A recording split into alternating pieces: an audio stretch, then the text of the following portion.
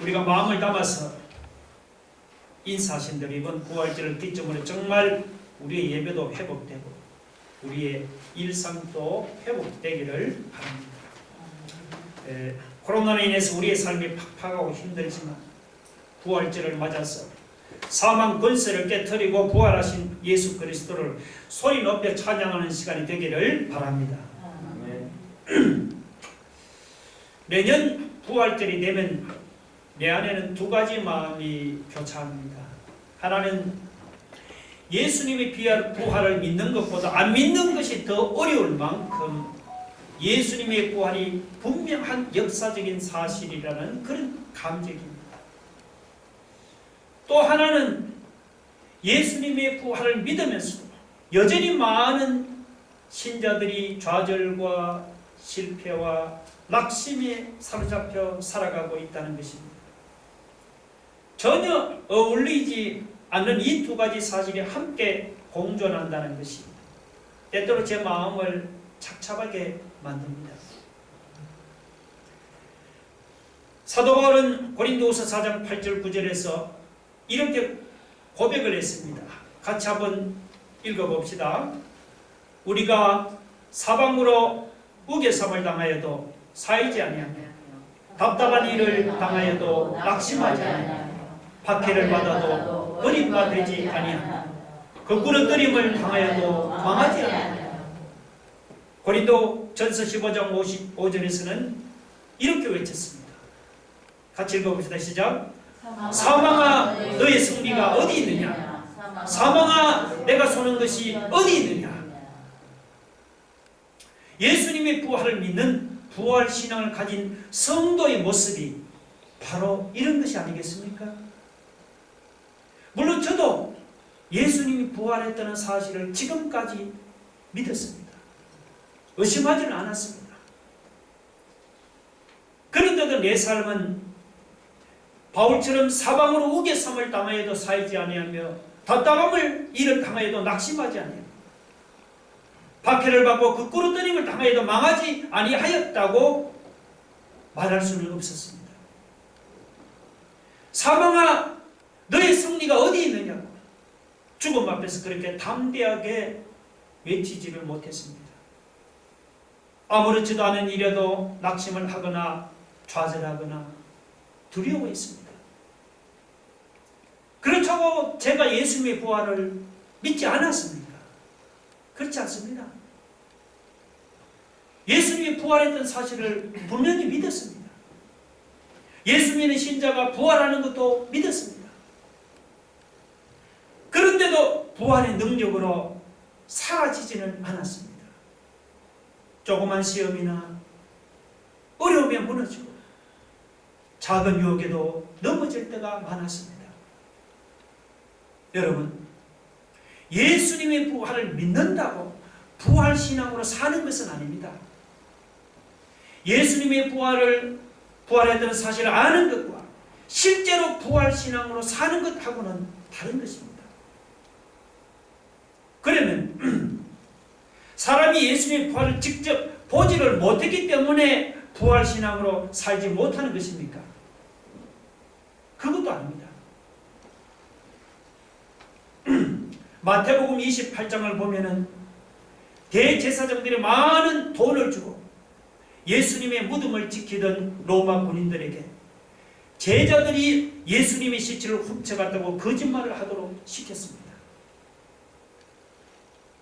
로마 군인들은 분명히 그날 그 역사적인 자리에서 예수님이 부활하신 것을 직접 자기들의 두 눈으로 보고 목격했으면서도 그들은 돈 때문에 거짓말을 했습니다. 로마 군인들만이 그런 것이 아닙니다. 예수님의 제자들도 부활하신 예수님을 직접 만나고 예수님이 성천하신 것을 자기들의 눈으로 직접 보는 놀라운 체험을 했습니다. 그런데도 제자들은 부활의 예수님을 전가하지를 못하고 그냥 다락방에 숨어 있었습니다. 여러분, 예수님이 부활하신 것을 직접 보고 목격했다고 부활신앙으로 살아간다는 보장은 없습니다. 여러분은 과연 부활신앙으로 살아갑니까? 사방으로 우겨삼을 당하거나 답답한 일을 당해도 정말 여러분 부활신앙으로 당당하게 살아갑니까? 우리가 부활을 믿는다고 부활신앙으로 살아가는 것이 아닙니다. 예수님이 부활했다는 사실을 아는 것하고 실제로 내가 부활신앙으로 살아가는 것은 다르다는 사실을 여러분이 인정하기 싫어도 솔직하게 인정하기를 바랍니다.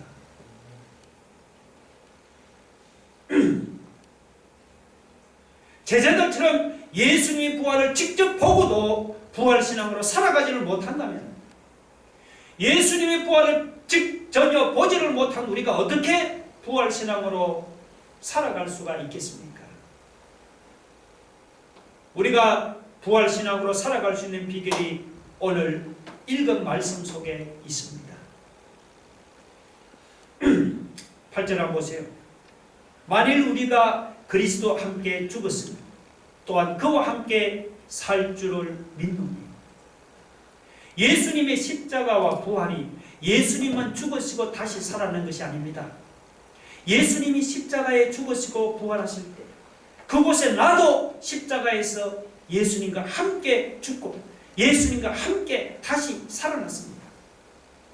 그 사실이 정말 믿어질 때만 부활신앙으로 살아갈 수가 있습니다.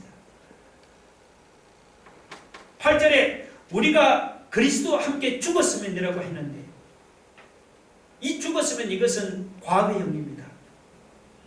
우리는 앞으로 죽을 사람이 아니고 그리스도와 함께 이미 죽은 사람입니다. 그래서 과거형입니다. 예수님이 십자가에 죽으실 때 나도 그때 주님과 함께 죽었다는 말입니다. 우리 부활도 마찬가지예요. 우리는 장차 예수님 재림하실 때 부활의 몸으로 일어날 것입니다. 그러나 실제로는 과거에 예수님이 부활하실 때 우리도 함께 부활했습니다. 이제는 부활하신 예수님이 영으로 우리 안에 거하면서 우리는 부활의 능력으로 살아가게 된 것입니다. 본문 9절과 10절을 보면 예수님의 부활로 인해서 예수님에게 놀라운 일이 4가지가 일어났습니다. 예수님의 부활로 인해서 첫째 9절을 보면 예수님이 죽은 사람들 가운데서 살아나셨습니다. 둘째, 부활하신 예수님은 다시는 죽지 않으십니다. 셋째, 예수님은 죄에 대해서 단번에 죽었습니다. 그리고 넷째, 부활하신 예수님은 하나님을 위하여 살아가십니다. 근데 여러분, 이 일은 예수님에게만 일어난 일이 아닙니다. 예수님만 죄에 대하여 단번에 죽고 예수님만 하나님을 위하여 사는 것이 아닙니다. 이 일은 오늘 우리에게도 동일하게 일어났습니다. 여러분 11절 보세요. 이와 같이 예수님에게 일어났듯이 이와 같이 너희도 너희 자신을 죄에 대하여는 죽은 자, 그리스도 예수 안에서 하나님께 대하여는 살아있는 자로 여길지어다 했습니다. 이제는 예수님을 믿는 모든 사람에게도 부활하신 예수님의 삶이 그대로 다 이루어졌습니다. 할렐루야.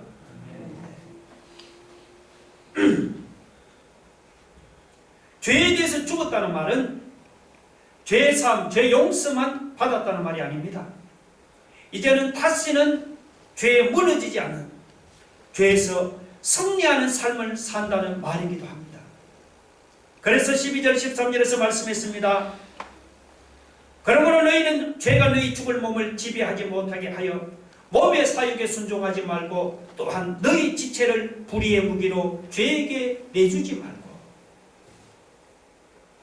죄가 우리를 지배하지 못하게 하는 것은 예수님이 대신해 주는 것이 아닙니다.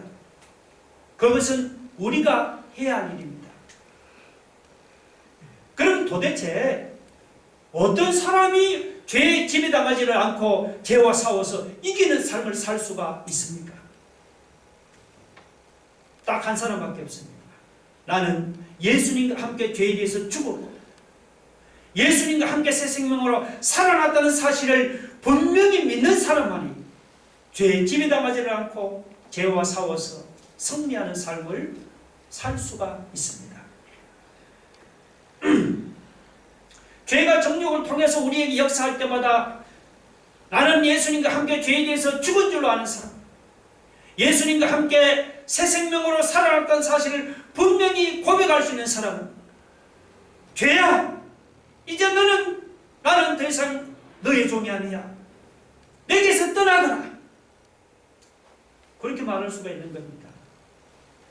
내가 이미 죄에 대해서 죽었고 이제는 예수님 안에서 하나님을 위해 사는 사람이 되었다는 사실을 믿는 사람만이 그렇게 말할 수가 있습니다.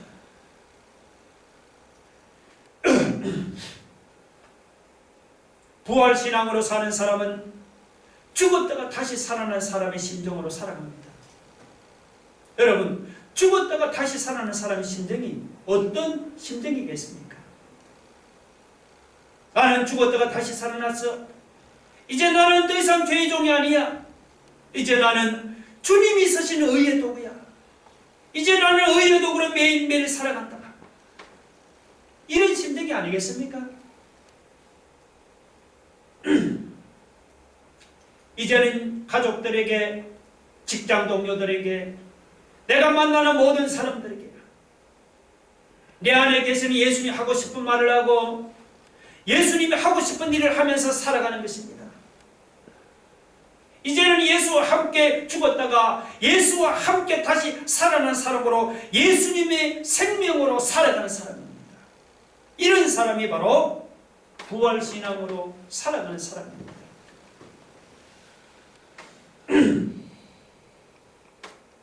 그렇게 되면 놀라운 말씀을 하십니다. 우리는 율법 아래 있지 않고 은혜 아래 있는 사람이라는 것입니다. 여러분 14절 보세요. 죄가 너희를 주장하지 못하리니 이는 너희가 법 아래 있지 아니하고 은혜 아래 있습니다. 여러분, 세번역 성경에는 여러분은 법은 율법 아래 있지 않고 은혜 아래 있으므로 죄가 여러분을 다스릴 수 없을 것입니다. 그렇게 되어 있습니다. 여러분이 율법 아래 있지 않고 은혜 아래 있다는 말씀이 무슨 뜻인 줄 아십니까? 여러분이 혹시 죄를 지어도 하나님은 더 이상 심판주가 아니고 여러분의 사랑 많으신 아버지가 계신다는 겁니다. 세상에 보다 더 놀라운 은혜가 어디 있습니까? 율법 아래 있지 않고 은혜 아래 있다는 말씀, 이렇게 놀라운 말씀입니다.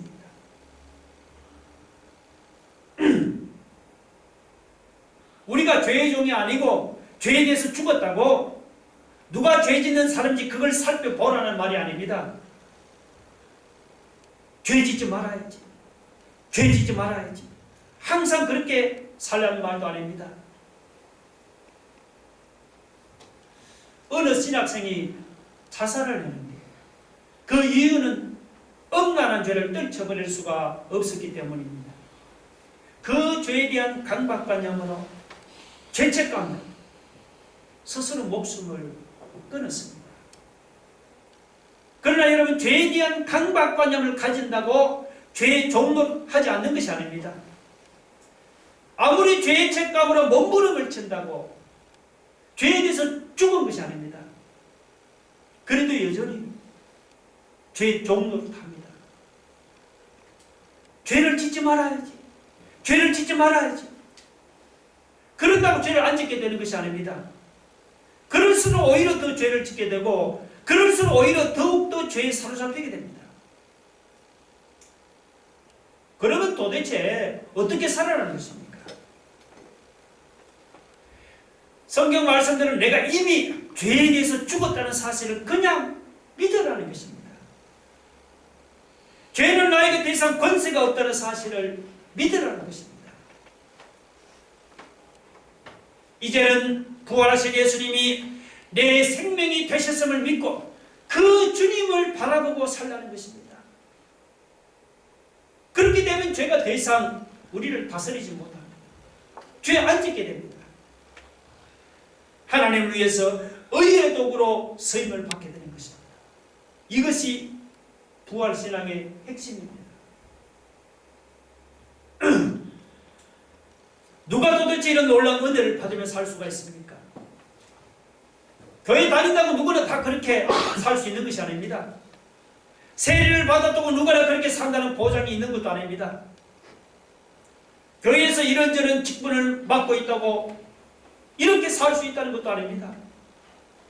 오직 율법 아래 있지 않고 은혜 아래 있는 사람만이 이렇게 살 수가 있습니다. 그러면 율법 아래 있지 않고 은혜 아래 있는 사람이 여러분 어떤 사람입니까? 다시 8절 말씀으로 그것을 올라가야 합니다. 8절 보면 만일 우리가 그리스도와 함께 죽었으면 또한 그와 함께 살 줄을 믿노니.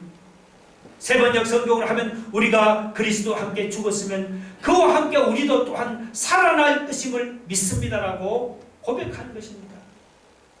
자신이 예수님과 함께 죽었다는 것과 이제는 부활하신 예수님과 함께 살아간다는 것을 분명히 믿는 사람만이 율법 아래 있지 않고 은혜 아래 있는 사람입니다. 사도행전 19장에 보면은 제사장 스게와의 7 아들이 바울이 흉내를 내면서 예수님의 이름으로 귀신을 쫓아내려고 했습니다. 그때 악귀가 스게와의 7 아들을 엉두르면서 내가 예수도 알고 바울도 알지만 너는 도대체 누구냐? 그런 장면이 나옵니다.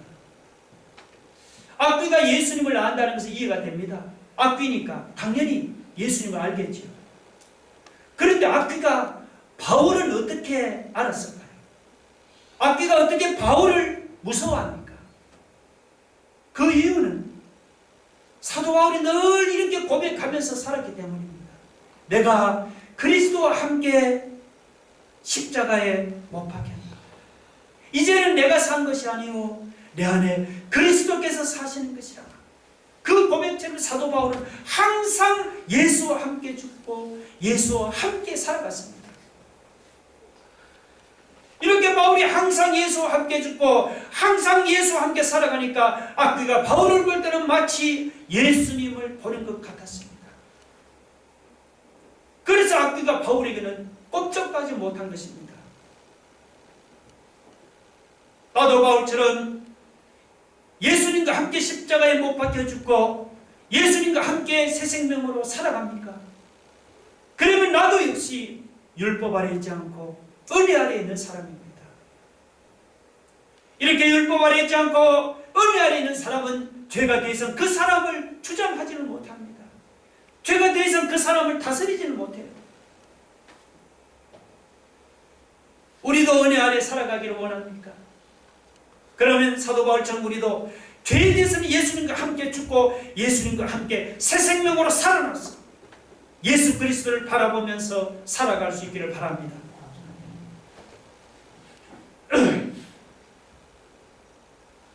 (1968년에) 체코 프라하에 있는 어느 교회 안에 사움이 일어났습니다. 장로님이 5명인데 그 장로님들 사이에 싸움이 일어났어. 교회가 둘로 갈라지고 교인들이 한 명, 2명 교회를 떠나갔습니다. 그때 장로님 한 분이 자신의 잘못을 깨닫고 마음에 깊이 회개했습니다.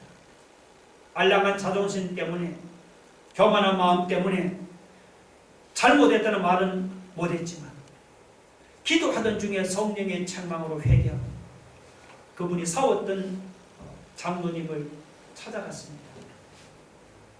그리고는 자기가 잘못했다고 용서를 빌었습니다. 그래서 상대방 장로님이 그 이야기를 듣고는 그를 용서하면서 자기도 잘못했다고 그렇게 고백을 했습니다.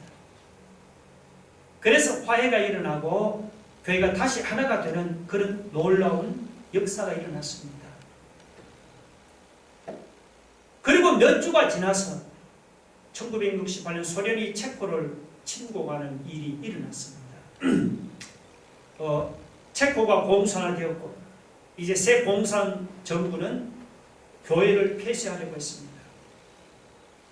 교회 지도자들이 얼마나 부패했는지를 세상에 알려서 교회를 폐쇄하는 명분을 찾으려고 하다가 마침 그 교회를 선택했어요. 왜냐하면 그 교회 장로들이 그렇게 싸웠다는 소문을 이제 들었기 때문이죠. 그래서 그 교회 5 장로들을 모두 다 체포했습니다. 한 사람씩 감방에 독방에 가두어 놓고 비밀경찰 간부가 한 사람씩을 신문했습니다. 다른 장로들이 다 당신에 대해서 불리한 진술을 해서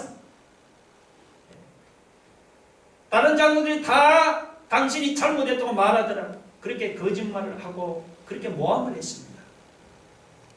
그러면 장로들끼리 서로서로 비리를 다 불게 될 것이라고 그렇게 생각을 한 것이죠.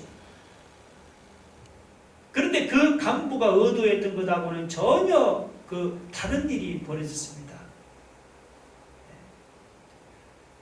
장로들을 이간시키려고 아무리 비밀경찰이 거짓말을 하고 아무리 모함을 해도 그 5 장로들은 한결같이 나는 내 형제가 나에 대해서 그런 말을 했으리라고는 믿지 않소. 만약 그것이 사실이라고 하더라도 나는 그를 용서할 것이요. 그렇게 말했어요. 결국 그 간부가 포기했습니다.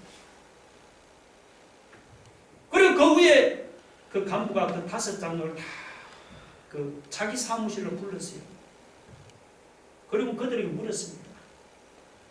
어떻게 당신들은 그렇게 서로를 끝까지 믿고 끝까지 사랑할 수 있느냐고 물었습니다. 어떻게 그럴 수 있습니까? 그때 장로들이 그 간부에게 예수 그리스도를 전했습니다. 그랬더니 마침내 그 공산당 간부가 장로들 앞에 무릎을 꿇고 그 사랑을 자기에게도 주시도록 기도해달라고 요청했다. 그런 일화가 있습니다. 부활신앙으로 사는 사람은 더 이상 죄의 종이 아닙니다. 예수님의 말씀과 예수님의 마음으로 사는 사람입니다. 그렇다고 그 장로들처럼 꼭 감옥에 갈 때나 혹은 순교할 때만 부활신앙이 드러나는 것이 아닙니다. 오늘 우리의 일상적인 평범한 삶 속에서 부활신앙으로 사는 사람이 되어야, 그래야 혹은 감옥에 갈 때도 순교할 때도 끝까지 부활신앙을 가지고 살아가게 됩니다. 어느 젊은 목사님이 이 새벽기도가 힘들어갖고 선배 목사님을 찾아갔습니다. 목사님, 저는 새벽기도가 너무 힘든데 목사님은 어떻게 새벽기도를 계속 하십니까? 그러자 그 선배 목사님이 자신이 새벽기도를 빠지지 않고 드리는 이유를 설명해 주었습니다. 그 목사님이 이제 처음 농촌의 조그만 교회에서 목회를 젊었을 때 시작을 했습니다. 그때 신학대학은 공부도 해야 하고 논문도 써야 하기에 새벽기도가 너무 힘들었어요. 그래서 거기에 장로님 딱 한 분 계시는데 그 한 분 계시는 장로님께 그 젊은 전도사님이 철없는 이야기를 꺼냈습니다. 장로님, 제가 공부도 해야 하고 제가 설교 준비도 하느라 밤에 제가 제대로 잠을 참 못 자는 거예요. 우리 새벽기도 안 하면 안 될까요? 목사가 이제 장로님에게. 그러자 그 장로님이 한참을 이렇게 생각을 하다가 전도사님, 새벽기도가 그렇게 힘들었군요. 그러면 새벽기도 하지 말지요. 그리고는 새벽기도가 없다, 이제부터 없다고 이제 주일에 그래 장로님 광고를 했습니다. 장로님도 그렇게 하자고 동의하니까 다른 교인들이 다 따라 그렇게 하기로 했습니다. 그렇게 하고 해가 지나고 한참이 이제 지난 후에 여전히 교인들이 새벽 기도를 드리는 것을 나중에 해가 지나고 전도사님이 알게 됐습니다.